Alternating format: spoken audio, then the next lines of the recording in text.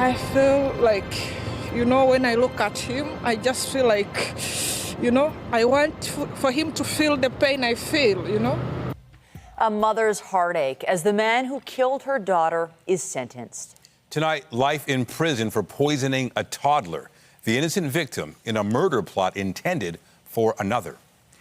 Good evening. While delivering her decision, the judge said no sentence would ever compensate for the loss of a child. A little girl who died after eating poisoned cereal. The man responsible given life in prison with no chance of parole for 17 years. CTV's Janice Golding spoke to the young victim's mother today, and she joins us live from the University Avenue Courthouse with the latest. Janice. Hi, Michelle. Yes, in delivering her sentence today, the judge said the 3-year-old victim in this case was an innocent child who had died in a terrible and terrifying manner, a death witnessed by her mother, who shared her grief with CTV News today following the sentencing. Bernice Natanda Wamala was killed in March 2021. The breakfast cereal she and a friend had consumed at a sleepover, poisoned. It's so much painful, it's so painful. Today, the man guilty of Bernice's fatal poisoning was sentenced to life in prison with no chance of parole for 17 years. Still, there is no true justice here, says the toddler's mother. When I look at him, I just feel like, I want for him to feel the pain I feel, Last month, Francis Ngugi pleaded guilty to second-degree murder in Bernice's death, also pleading guilty to the attempted murder of her friend. According to an agreed statement of facts, however, the surviving girl's mother was the actual target. Justice Maureen Forrestal saying today, the facts of this case are horrific. Ngugi became obsessed with Miss Issa, with whom he had a dating relationship. Issa rejected Mr. Ngugi, but he did not accept that rejection. Described as obsessed and jealous, the Toronto man took toxic sodium nitrite from his workplace, snuck into Zara Issa's home, and mixed a lethal amount of the chemical into the breakfast cereal that the girls would later consume. I trusted him because Zara told me about him, She told me about, his behaviors, and also you could tell he was a nice person. Maureen Marembe says Ngugi had babysat the girls before and had attended Bernice's 3rd birthday party just a week earlier. Ngugi was even at the hospital when the toddlers were being treated. He's so evil because at least he could tell, he could explain to hospital, okay guys, I know what I did this about these kids, please try to do something to save the kids. Instead, Ngugi told no one what he'd done, and Bernice suffered heart attacks and seizures. She died at the hospital as her mother watched. So you knew what you did. It's like you put the poison for this baby and you didn't tell, and you were in the hospital. As part of his sentence, Ngugi is prohibited from owning weapons and cannot make contact with either of the toddlers' mothers or their immediate families. Justice Forrestal said that even though Ngugi will be eligible for parole in 17 years, that doesn't mean he's going to be released from prison in 2040. She says at that point, it will be up to the parole board. Reporting live, I'm Janice Golding. Now back to Michelle and Nathan. Thank you, Janice. We turn to a tragic scene that unfolded this afternoon in a Brampton parking lot. A pedestrian killed after becoming pinned between vehicles in a shopping plaza. CTV's Sean Lethong joins us live from Main Street and Nanwood Drive near Steeles with the story. Sean. Well, Nathan, Michelle, in front of the Shoppers Drug Mart at about 1:30 this morning, a man in his 70s was pinned between 2 vehicles. You can see the scene right now behind me. They've been cleaning up for some time, but we have some footage from a little while earlier where there were 3 cars involved in this crash. As I said, it was around 1:30 this afternoon when police got the call. It was a white Jeep, if you can see it in the footage, that Peel police say did most of the driving in this instance that actually pinned the man between the 2 cars. When first responders arrived, they pronounced the man dead on scene, and police have been talking to witnesses and going through video ever since that time. But the actual events of this are a bit complicated, so we spoke to Constable Richard Chin from Peel Police a little while ago, and he described the collision for us. It appears that there was a white Jeep that was attempting to park, and then for some unknown reason reversed quite aggressively into a parked car. And unfortunately, our victim happened to be walking between this parked car and another parked car. And when the Jeep struck that first parked car, it pinned the victim.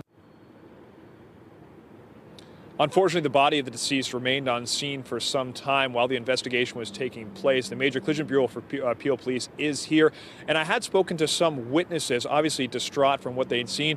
One couple who had a car that was involved in here, but they were inside the store at the time. They said one thing that was particularly distressing is that calls to 911, they said, took some time. They said it was a surprising amount of time until first responders were actually able to get here. Reporting live, I'm Sean Leathong. Send it back inside. Thank you, Sean.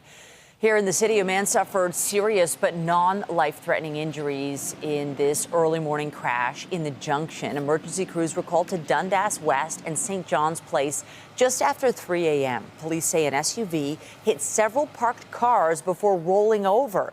They say alcohol was a factor in this case, and the driver was taken into custody. So far, there's no word on charges, but roads have reopened. And take a look at this. A pickup truck slammed into a storefront just before 5 this morning. It happened on Rogers Road at Oakwood. The business hit was a Magic Mushroom dispensary. Police say there were no injuries reported and nothing was stolen, but there was structural damage, so they're taking the vehicle out slowly. The investigation is ongoing. Still to come tonight, the redevelopment plans for Ontario Place in the Ontario Science Centre under the microscope. And were the Auditor General's digging into the numbers.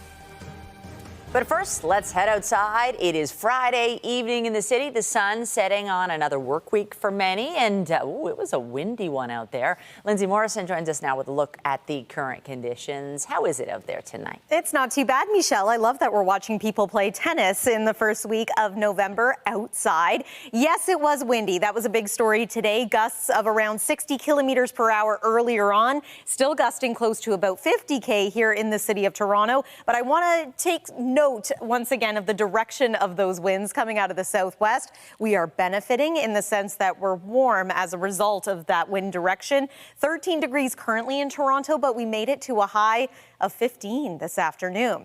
Now, condition-wise, things are starting to change. We did have plenty of sun earlier today. The cloud cover has increased, and now there's some wet weather making its way into the southern part of the province. We can expect a few showers as we make our way into the late evening and overnight, remaining mild, and not just tonight, but for a good part of the weekend, too. We're going to take you through the weather forecast coming up. For now, Nathan, I'll send it over to you. All right, thanks, Lindsay. There are new developments tonight in the ongoing and seemingly endless debate over the future of Ontario Place. When it comes to the site, everyone has an opinion, but now the province's Auditor General is looking into a government plan that would see a spa, water park, and science centre all built there. CTV's Queen's Park Bureau Chief Siobhan Morris joins us now with the latest details. Siobhan. Well, Michelle, if you remember, it was the Auditor General digging into the Greenbelt land removal that was the beginning of the end for that government plan. Activists are hoping they'll see history repeat itself at Ontario Place, even though construction's already begun. The contentious reimagining of Ontario Place with the spa and moving the Science Centre to the waterfront is now under scrutiny. The acting Auditor General has launched value for money audits of both. The reviews welcomed by opposition politicians and activists. The people of Ontario have a right to know what the government has signed us up for. This is extremely expensive where it is, and in my mind, and hopefully the Auditor General's mind soon, a bad deal for taxpayers. A spokesperson for spa company Therma is confident the auditor will find the opposite, pointing to a projected $353 million boost to Canada's GDP during construction and another $150 million a year once it opens. The government has guarded details of its 95-year lease with Therma. Today, a spokesperson for the infrastructure minister defends the plan changes, writing in part, "Audits are a standard part of government business. We will continue to work collaboratively together with our partners to build an Ontario Place that's fun for families, students, and tourists to enjoy for generations to come." There's big pushback to spending $650 million taxpayer dollars on an underground parking garage on the tricky waterfront site. You look at the food bank lineups across this province, they're absolutely, shameful for a province as wealthy as Ontario, and to spend money on this is ridiculous. An expense the minister has insisted is needed. Wonderland, the zoo, Exhibition Place all provide parking. Why do they do that? Because people need access to the site and it's customer convenient. It's not a city decision, but Toronto will soon weigh shifting the spa across the street to the exhibition grounds. We want to make sure that there's alternatives, so when Premier Fords want to consider other opportunity, here we are. But a non-starter for the government. Site servicing work is underway, as is the rehabilitation for the pods. New Democrats want that work to stop until the audits are done. If the Auditor General report comes back and it does show that this deal has all the questions around it that the Greenbelt deal did, and then the Conservatives have to dial it back, once you've destroyed those trees, you can't get them back. It could be a while until we hear from the Auditor General on this. These kinds of audits typically take months to complete. Reporting live, I'm Siobhan Morris. Nathan, back to you. All right, thank you, Siobhan. The Canada Revenue Agency says it's working to address a bed bug infestation at one of its Toronto locations. The bed bugs were found at 200 Town Centre Court in Scarborough. In response, officials say the CRA has implemented a pest management strategy, which includes regular canine inspections and immediate after-hours treatment. The government agency said the floors of the building occupied by CRA are not accessible to the public, and employees have been notified of the discovery and treatment. And you can read more about this story on our website, ctvnewstoronto.ca. Statistics Canada is out with its October jobs report, and it's adding to signs the economy is slowing down. Across the country, there were 18,000 jobs added last month, but the pace of job creation wasn't enough to keep up with population growth, and that sent the unemployment rate up to 5.7%. Economists say the results back up the Bank of Canada's move not to hike interest rates in October. Hiring was up in construction, information, culture, and recreation, but down in wholesale and retail trade and manufacturing. In the Middle East, Israel says it's beginning to launch attacks targeting militants inside Gaza. And as both sides exchange fire, the humanitarian crisis worsens. There is, however, hope for stranded Canadians. They're being told they might be able to leave starting Sunday. CTV's Camille Karamali reports. As Israeli troops continue to close in on Gaza City, Palestinians desperate to leave through the only available gateway out, the Rafah border.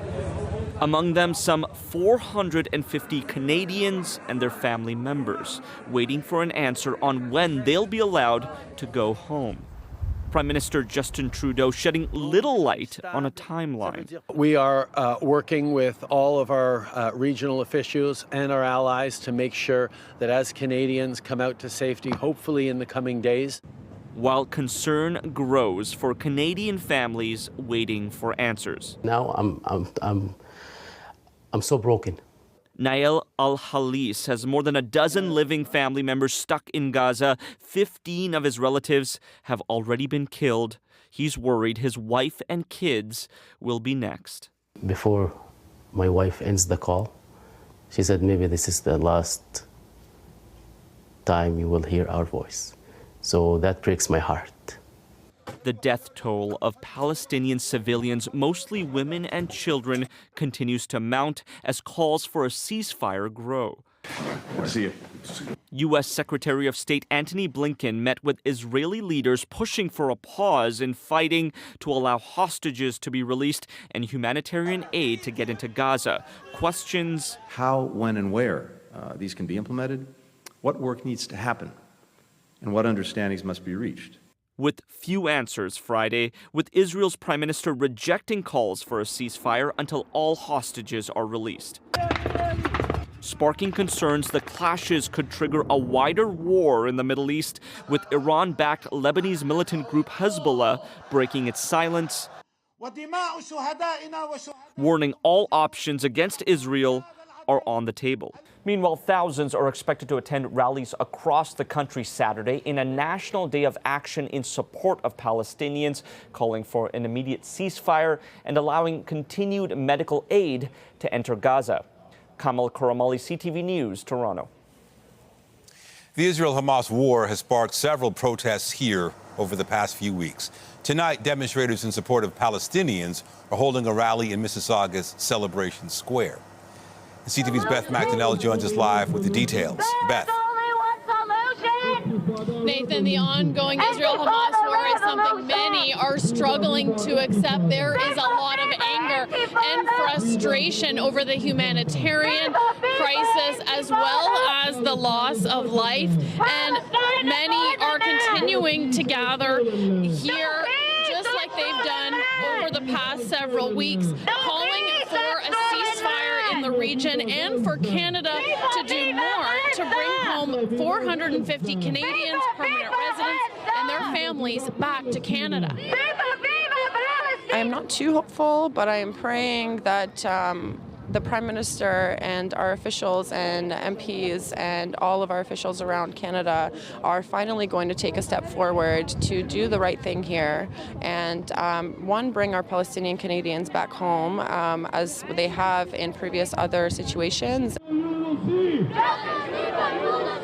As you can see from the CTV News chopper, there are a few dozen people here at Celebration Square. They've been gathering for about an hour, doing similar chants to this. The plan now is to leave Celebration Square and walk around in a march.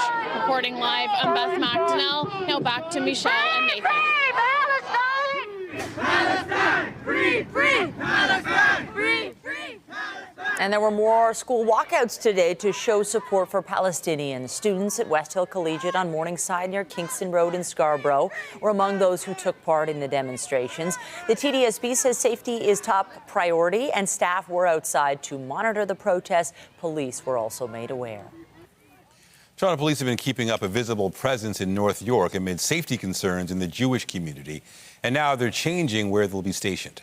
Police say their command vehicle at Lawrence Plaza will move to the Baycrest Centre south of Bathurst and the 401. The second post near Bathurst and Glencairn will stay in place. Police say spreading out the locations will improve accessibility for the community. There has been an explosion of hate-motivated crimes across our country in the wake of war breaking out in the Middle East. W5's Avery Haynes has been digging into hate crime statistics and finds that more often than not, the culprits are able to get away with it. I decided to show my dedication to the movement by committing an assault every day for a year. The movement, white supremacy. The victims, anyone who didn't look like him. Dan Gallant unleashed a wave of terror across the West Coast in the 1990s. Smashing beer pints into people's faces and heads, walls, bricks, blackjack, billy club, pepper spray, steel pipe. Now reformed and a social worker and lawyer in Prince George, Gallant was never arrested for any of his crimes, a scenario that continues to play out across Canada. It takes a very extreme situation for an incident to be called a hate crime. In fact, no one in Canada has ever been charged with a hate crime. And that's because even though police will declare a crime hate-motivated, there is no specific charge in the criminal code. Barb Perry is a leading researcher on hate. We need standalone hate crime legislation. Some U.S. states have that. The closest we have is probably the mischief to religious property. That is a standalone. That is a hate-motivated offense. But it's not called a hate crime. While many police agencies have hate crime units, there is a criticism that they aren't focusing on investigating. Sadly, I think many of them are window dressing, and they're only about the community piece, and they're not about the investigation piece. So you see, low rates of arrest, clearance by arrest, and you see low prosecutions. In fact, that clearance rate is shockingly low. Roughly 7 out of every 10 cases in Canada are not cleared, meaning a suspect was not identified in about 70% of the cases. Avery Haynes, CTV News, Toronto. You can watch Avery's full report, The Haters. It airs tonight at W5's new time, 10 o'clock, right here on CTV.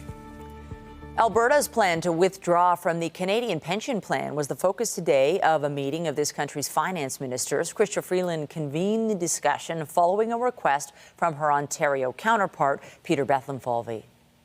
He believed, and I agreed, that the CPP and the pensions of all Canadians are an absolutely central issue for the security of every single person in Canada. And I would add, at this time of tremendous instability around the world, it's especially important for Canadians to know that their governments across the country take their pension security seriously.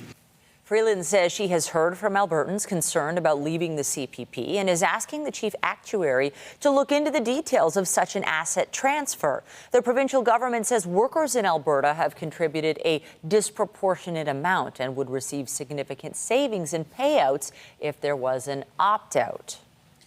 Meanwhile, Justin Trudeau was in Washington today. During the APEP summit today, we talked about the economy, climate action, the geopolitical context in the world right now, and the importance of democracy. During these turbulent times, it is more important than ever to work with close partners in the hemisphere to strengthen our supply chains, protect ourselves from the impacts of climate change, and ensure stability, which is essential to prosperity. The Prime Minister attended the first ever Summit of the Americas Partnership for Economic Prosperity at the White House. Representatives from 12 countries gathered to discuss economic stability and supply chains in the Western Hemisphere. Following that summit, Joe Biden traveled to Maine to offer comfort to those affected by last month's fatal shootings of 18 people. We know your hearts are broken but we also know your spirits are strong. The way this community has come together, the way this state has come together, has been a marvel to the rest of the country. So God bless those we lost, and those who have been wounded. May God bless the first responders. The U.S. president paid his respects to the victims, mourned with families and community members, and met with first responders. 13 people were also wounded in the October 25th shootings at a bar and a bowling venue in Lewiston. Several thousand people attended vigils for the victims over the weekend. For the second time in 2 weeks, Chinese warplanes have endangered the crew of a Canadian military aircraft. These interactions took place in an international airspace, well outside of any claimed territorial seas and associated airspace. These maneuvers put the safety of all personnel involved in unnecessary risk. Ottawa says a Chinese jet flew right over the chopper on Sunday, causing it to experience significant turbulence.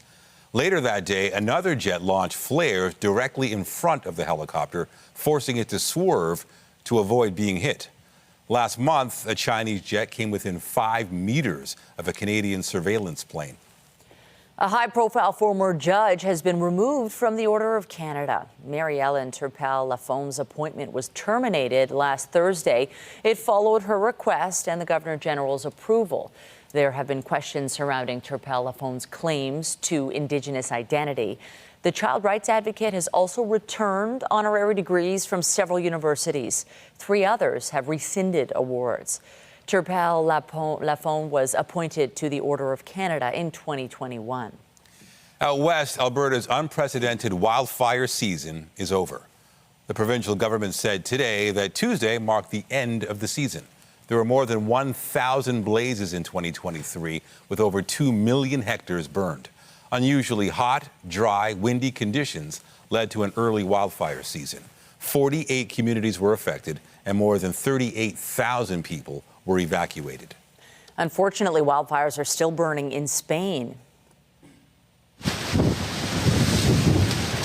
A blaze in the eastern part of the country has forced the evacuation of 850 people from 4 towns. The flames, fueled by wind, have scorched about 2,000 hectares of land. Around 200 firefighters and soldiers have been deployed to try and extinguish the day-old blaze. Authorities are urging against travel to the region. In the UK, the King's passion for conservation has inspired a new set of coins from the Royal Mint.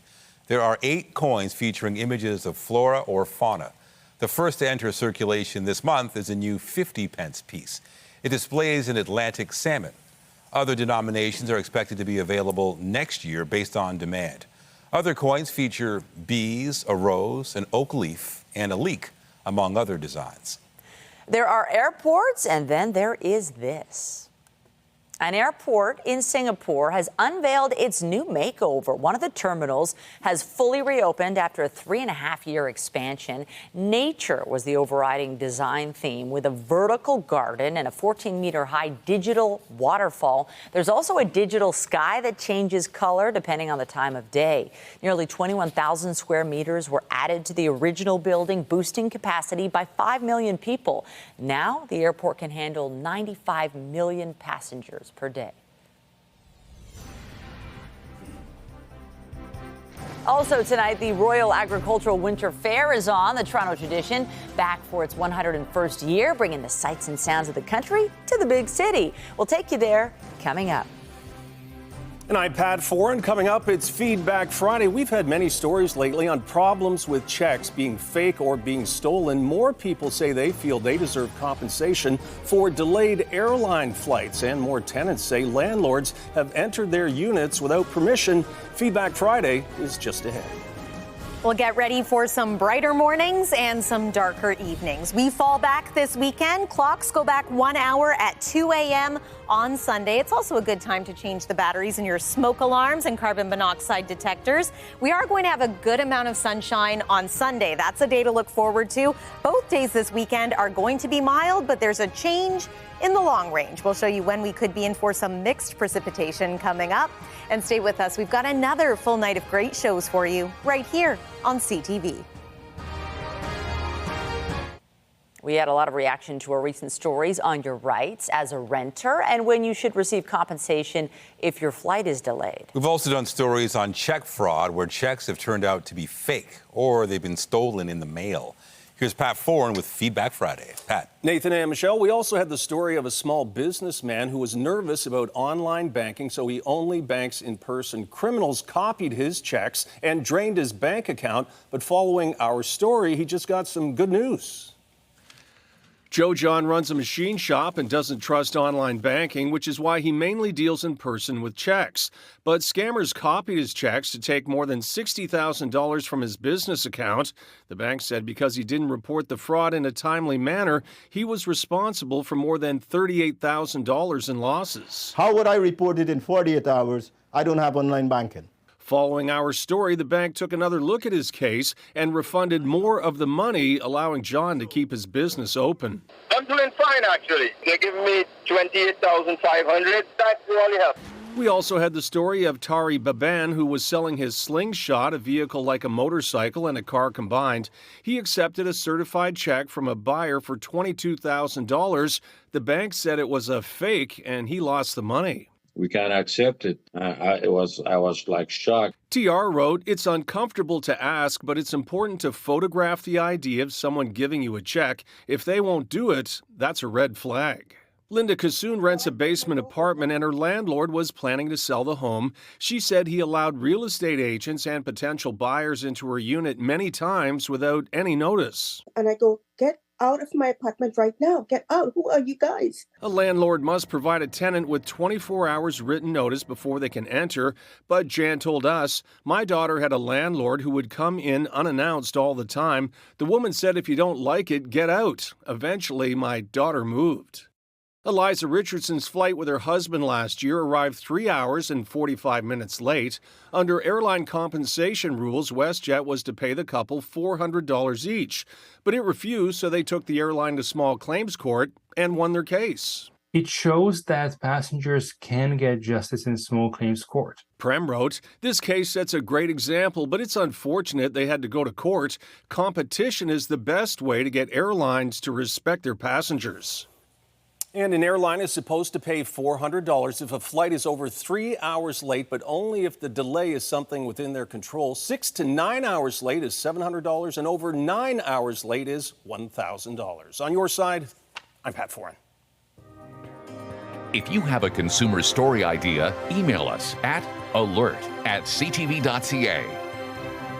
All right, to the forecast, and this is an important weekend because we got to check out the time on the microwaves and the ovens and car stereos. Is it that time already? It's amazing. I mean, when I was younger, I loved the fall back. You get an extra hour of sleep, but it just means this time Well, I guess tomorrow on the news. Oh no, it'll be what Sunday. But this next week, basically, when you tune into the news, all our reporters will be in the dark, essentially. Yeah, you don't like the time change anymore because you have children. That's one thing. They don't care about the time. Yeah, they're not getting an extra hour of sleep. And yes, you're absolutely right. By the time we're here on Monday, our sunset time is going to be close to 5 p.m. But we're also going to have brighter skies in the morning. Daylight saving time coming to an end. At least we have a decent first weekend of November to get us through it. Weather is brought to you by Train, the most reliable heating and cooling brand. It's hard to stop a train. As mentioned, it's been a windy day today, gusts around 60 kilometers per hour at times here in the GTA. And now we've got some wet weather moving in. We're tracking some showers around areas like Mount Forest, Palmerston, Listowel, not quite for us yet in the GTA. That will start to happen as we make our way more so through the late evening. But if you have Friday night plans, maybe bring the umbrella out with you. Meanwhile, it's a little bit of light snow in through northern parts of Ontario. These showers are going to pass by us overnight tonight, as mentioned, and perhaps into tomorrow morning as well. Here's our forecast radar. So there's about 10 o'clock tonight, mainly East GTA looking to get into this, but I wouldn't rule out the West End either. In fact, there's tomorrow morning. This is our best chance of wet weather tomorrow generally. We're going to dry out as the day goes on. Some areas are going to see the cloud cover clear out too. That's mainly north of Toronto, around the Golden Horseshoe, communities along the shoreline of Lake Ontario, likely to have a mostly cloudy Saturday. We'll cross our fingers. And if that happens, well, we have sunshine to look forward to on Sunday. And it is going to be another mild day as well. More on that in just a moment. Here's a little preview of what's coming our way as we head into Monday and Tuesday of next week. All right, temperature right now is 13 degrees still here in the city of Toronto. We made it to a high of 15 this afternoon. That's not exactly record territory, but it is worth mentioning. It's well above our normal temperature of 9 at this time of year. And 8 is what we're falling to overnight tonight. As mentioned, you might need an umbrella early tomorrow morning, but it is going to be nice and comfortable for maybe taking the dog for an early morning walk. Tomorrow's afternoon high is about 12 degrees. Just don't get too used to this. We're going to be back into single-digit territory by about Wednesday of next week. And then heading into Thursday, Friday, we've got a chance of mixed precipitation with overnight lows at times near freezing.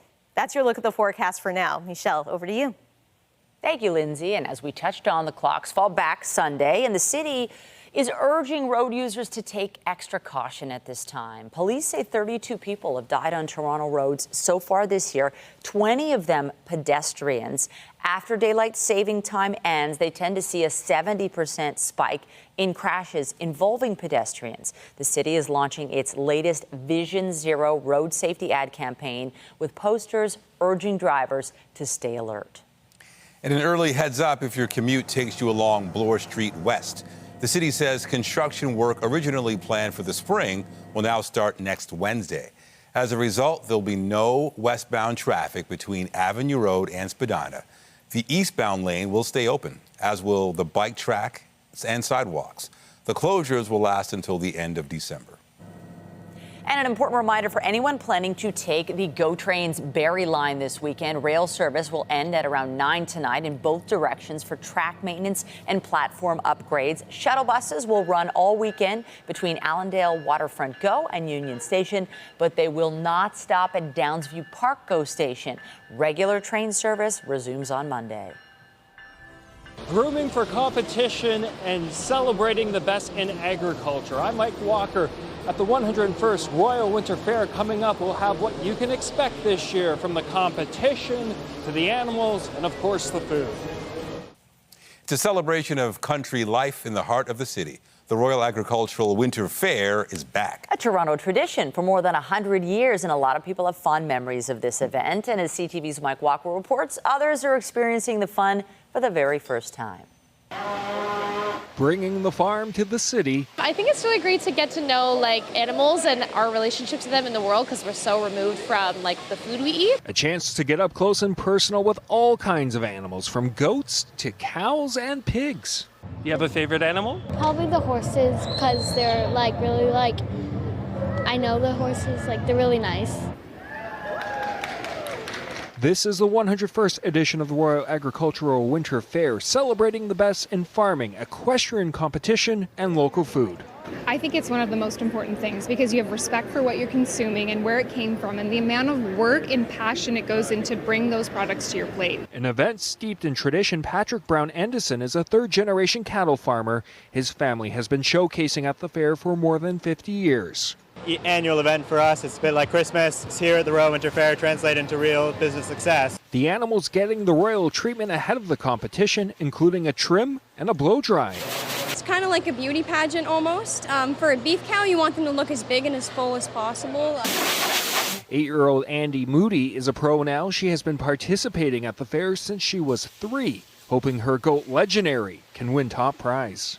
You need to make sure it's not damp, because if it's damp, tons of things can happen. From the barns to the competition ring, there are thousands of animals to see and lots of food to try, and some worth a picture, like these massive prize-winning pumpkins weighing more than 1,000 pounds. Unbelievable. The sheer size baffling this farmer from Quebec. First time I have seen like this. That's why I took pictures. The event draws more than 300,000 people to Exhibition Place every year, and for these farmers, there is a lot of pride on display. The hard work they put in. Makes you a proud farmer? Yeah, it makes me emotional. The fair runs until November 12th. Mike Walker, CTV News. As the entertainment world mourns Matthew Perry's death, a new charity effort has been established in his name. And it's still in the early days, but the Matthew Perry Foundation is described as part of the late actor's commitment to helping others struggling with addiction. Perry previously set up a sober living facility and had been open about his battle with addiction. The Friends star died last week in an apparent drowning at his hot tub at age 54. The exact cause remains under investigation. It's been another day of uncertainty in Hollywood as the film and TV actors strike continues. According to Deadline, SAG-AFTRA told members they're still awaiting a response from studios on a counterproposal. The union says their plan includes provisions on artificial intelligence and other sticking points, and they believe the studios are reviewing the offer. Sources say talks could extend into the weekend. The actors' strike is now in its 113th day. HBO is looking ahead to the return of some of its most popular series, like The Last of Us. I think there's hope for the world. Why bother going on? The video game adaptation is set in the U.S. after a zombie virus causes the collapse of civilization. Season 1 was filmed in Alberta and quickly prompted an order for a second season set to film in B.C. If the actors' strike is resolved by then, Variety reports Last of Us Season 2 will shoot early next year and debut in the year 2025. You were talking about motion pictures with your pals the other day. And some sad news for fans of Crave's comedy series Letterkenny. After 75 episodes, 8 specials, and 12 Canadian Screen Awards, the show will debut its 12th and final season next month. Letterkenny has received praise for its portrayal of small-town Canada. Its star and creator, Jared Keeso, will still remain on the air in a spin-off series, Shoresy.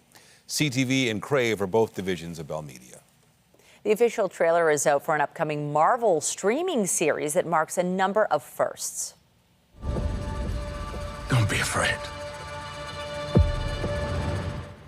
Echo tells the story of a superhero by the same name, played by Alakwa Cox. The show will be the first superhero series to focus on a deaf and Native American character. It's also the first Marvel series to have a mature rating. Jungkook, the youngest member of K-pop group BTS, dropped his debut solo album today.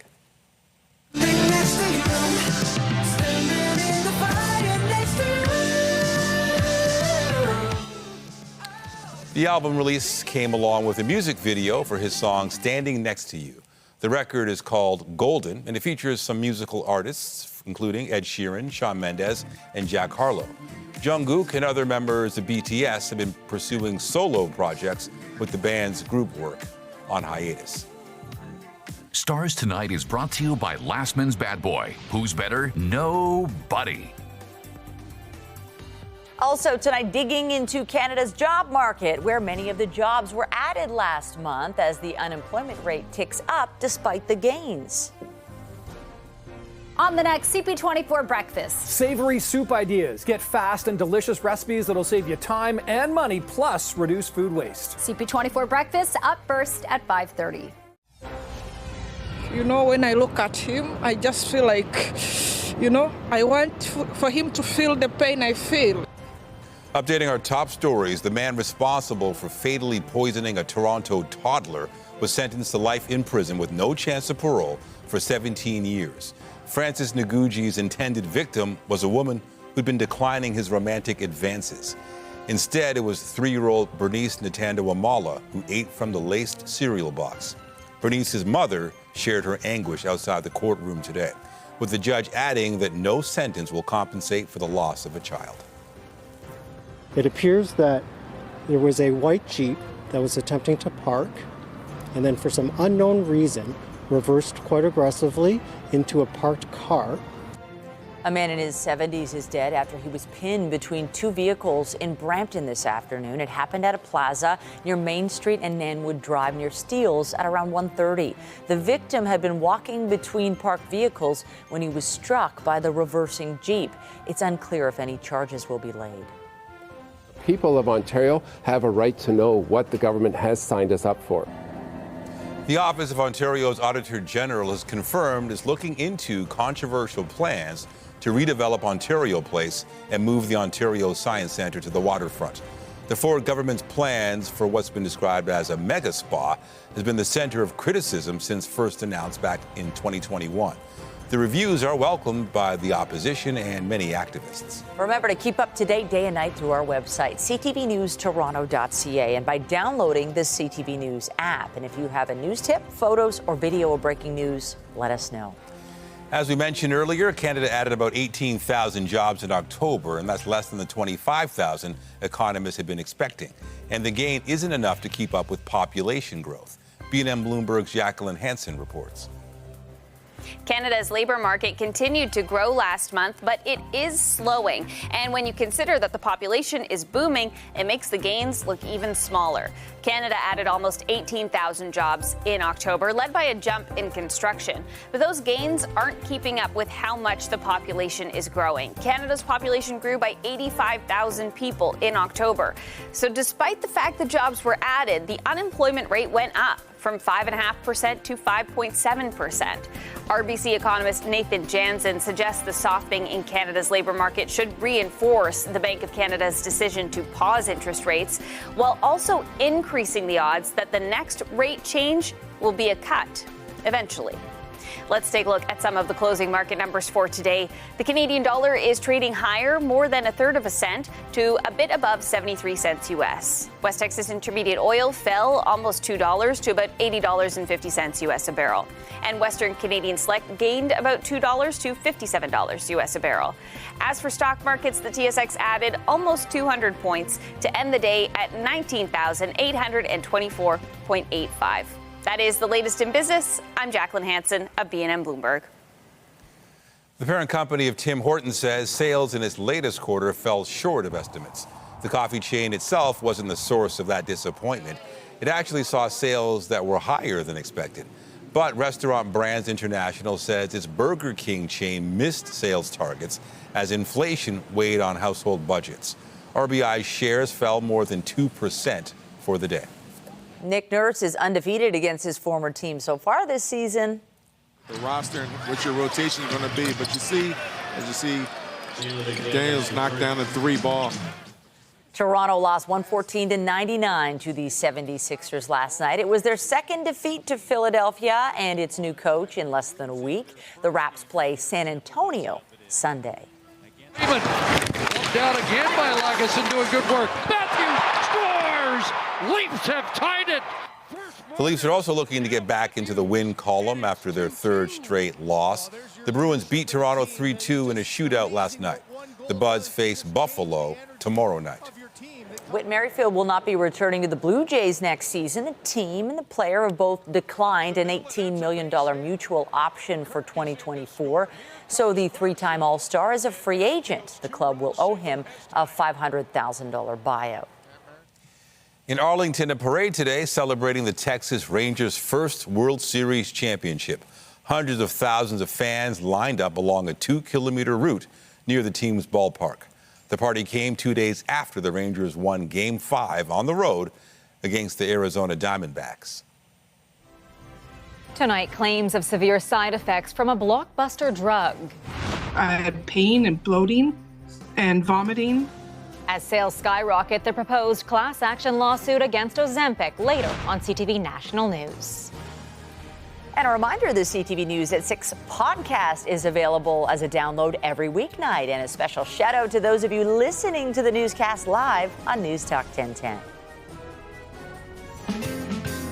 Hey Toronto, I'm Nicole Cervinas. And I'm Teddy Wilson, and welcome to Things to Know TO. Each week, we shine a spotlight on a wide variety of local businesses, services, events, and initiatives from across the GTA. And if you or your company would like to be featured, you can contact our team by email at thingstoknowto@bellmedia.ca. And don't forget, join us on Saturday mornings on CP24, CTV, and CTV2. And hey, why not follow us on social at Things to Know TO.